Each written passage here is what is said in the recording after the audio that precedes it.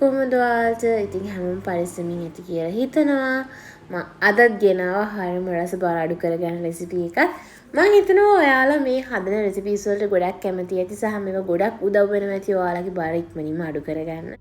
මම අද ඔයාලට ගෙනාවේ රස dosa රෙසිපි එකක්. ඉතින් මේක ගොඩක් කාබෝහයිඩ්‍රේට් අඩු විදියට හදාගන්න නිසා සති දෙකක් ඇතුළත මේ වගේ ආහාර වේලක් ගත්තොත් ඔයාලට බර ඉක්මනින්ම අඩු කරගන්න පුළුවන්කම ලැබෙනවා. බලමු මේක කොහොමද කරගන්නේ කියලා.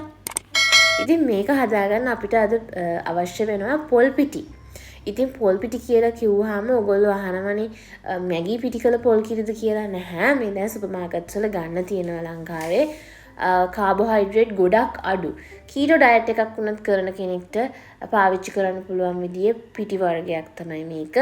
පොල් පිටි කියලා කියන්නේ. ඉතින් මම ඔයාලට පෙන්නන්නම් මම පාවිච්චි කරන බ්‍රෑන්ඩ් එක. ඉතින් මේ තියෙන්නේ මම පාවිච්චි කරන බ්‍රෑන්ඩ් එක. මේක මම ගත්තේ ග්ලෝමාක් සුපර් මාකට් එකෙන්.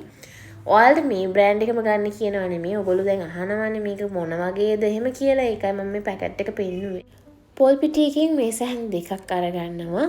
ඊට පස්සේ මම මේකට එකතු කරගන්න යන්නේ හිමාලයන් පිංක් ලුණු ස්වල්පයක්, ඒ වගේම ගම්බිරි ස්වල්පයක්, කහ කුඩු ස්වල්පයක්, ඒ වගේම තමයි මම එකතු කරගන්න මිරිස් කුඩු ස්වල්පයක් සහ සූදුරු කුඩු ස්වල්පයක්. ඉතින් මේ සූදුරු කුඩු තියෙනවා නම් එකතු කරගන්න. ඊට පස්සේ මම එකතු කරගන්න යන්නේ කාමරුෂ්ණත්වයේ බිත්තරයක්. ඉතින් මම මේ සම්පූර්ණ බිත්තරෙන් පාවිච්චි කරන්නේ නැහැ. මේකේ කහමදේ අයින් කරනවා. ඔයගොල්ලෝ ඒ දෙක වෙන් කරලා අරගෙන ඊට පස්සේ එකතු කරගන්නත් පුළුවන් සුදු මදේ විතරක්. හරි දැන් මම මේක මේ විදිහට පොඩක් මික්ස් කරගන්නවා. ඉතින් මේ විදිහට මික්ස් කරලා චුට්ටක් අරගෙන උණු වතුර එකතු කරගන්න ඕන. මම මෙතන කප් 3ක ප්‍රමාණයක් මුලින්ම එකතු කරගත්ත උණු වතුර. මේක බැච් වශයෙන් තමයි එකතු කරගන්නේ. මොකද වතුර වැඩි වුණොත් අපි මේ තෝසේ එක හරියට හදාගන්න බැරි වෙන හින්දා. ඊට පස්සේ ආයෙ වතුර කප් 3ක් අරගෙන පොඩ එකතු කරගන්න ගමන් මේක මේ විදිහට මික්ස් කරගන්නවා.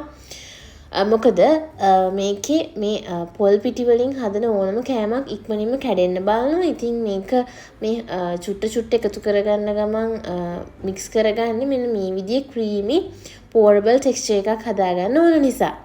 දැන් මම පෑන් එක හීට් වෙන්න තියලා පිරිසිදු පොල් තෙල් වලින් තේ හැඳි කාලක් එකතු කරලා ටිෂු එකකින් වයිප් කරලා අපි බැටර් එක මේ විදිහට කප් එකට අරගෙන මේ බැටර් එකෙන් dosa දෙකක් හදාගන්න පුළුවන්. ඉතින් ඒක බැටර් කප් එකක් අරගෙන මේ විදිහට එකතු කරලා ටිකක් ඔක ස්ප්‍රෙඩ් වෙන්න දෙන්න. මෙන්න මේ විදිහට ස්ප්‍රෙඩ් වෙලා තැන් මේ විදිහට පිල් වෙන්නේ නැතුව තියෙනවා. ඒ තැන් වලට චුට්ටක් ආයෙ අපේ බැටර් එක එකතු කරගෙන අපි කලින් පැත්තකින් තියාගත්ත අපේ බිත්තර කහමදේ අරගෙන මෙන්න මේ විදිහට බීට් කරලා උඩින් එකතු කරගන්න.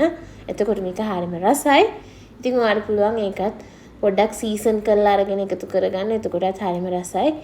මේ dosa එකටත් අපි මුලින්ම සීසන් ටිකක් එකතු කරගත්ත නිසා ආයෙත් මම සීසනින් එකතු කරගත්තේ නැහැ.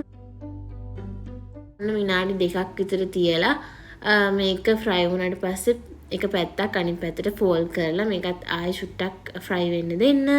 තව විනාඩියක් විතර ෆ්‍රයි වුණාට පස්සේ මම මේක අනිත් පැත්ත හරව ගන්නවා පරිස්සමට. මෙන්න මේ වගේ අනිත් පැත්ත හරවලා ආයෙ එක විනාඩියක් දෙකක් හොඳින් ෆ්‍රයි වෙන්න දෙන්න. ඉතින් මේ තමයි අපි හදාගත්ත අපේ dosa එක. හරිම රසයි. ඉතින් ඔයාලට පුළුවන් මේ වගේ සාම්බාර් පොල් චට්නි එකක් එක්ක ඔයාගේ මේ dosa එක රස බලන්න. ඉතින් ඩිනර් එකට උනත් මේක ගන්න පුළුවන්. ඉතින් මේ රෙසිපි එක ඔයාලට ඕනම වේලකට පාවිච්චි කරන්න පුළුවන්. උදේ දවල් රෑ. ඉතින් රාත්‍රී ආහාර වලටත් ගොඩාක් කාබෝහයිඩ්‍රේට් අඩු මේ වගේ පිටි වර්ගකින් හදාගන්න කෑමක් හදාගන්න පුළුවන් නම් ඒත් ගොඩක් හොඳයි. ඉතින් ඒ නිසා තමයි මම රෙකමන්ඩ් කරන්නේ මේක රාත්‍රී ආහාරයට ගොඩක් සුදුසුයි කියලා. ඉතින් මම නම් දැන් රස බලන්න යන්නේ. අපි බලමු රස කොහොමද කියලා. උණුවෙන්ම dosa කනකොට තියෙන රස ඔයාලා දන්නවනේ. හරිම රසයි. ඉතින් අනිවාර්යයෙන්ම try කරලා බලන්න රෙසිපි එකක් මේක. ඉතින් අද මම ගෙනත් මේ රෙසිපි එකකට ඔයාලා ගොඩක් කැමති ඇති කියලා හිතනවා. like එකක් දාන්න, comment එකක් දාන්න, kavida-chef මගේ YouTube channel එක subscribe කරලා නැත්නම් මේ වගේ තවත් රසවත් recipes ඔයාලා ළඟට ගෙන ගන්න channel එක subscribe කරන්නත් අමතක කරන්න එපා. ඉතින් තවත් දවසක මේ වගේ රසවත් recipe එකකින් හමු වෙනතුරු ඔයාලා හැමෝටම සුබ දවසක්.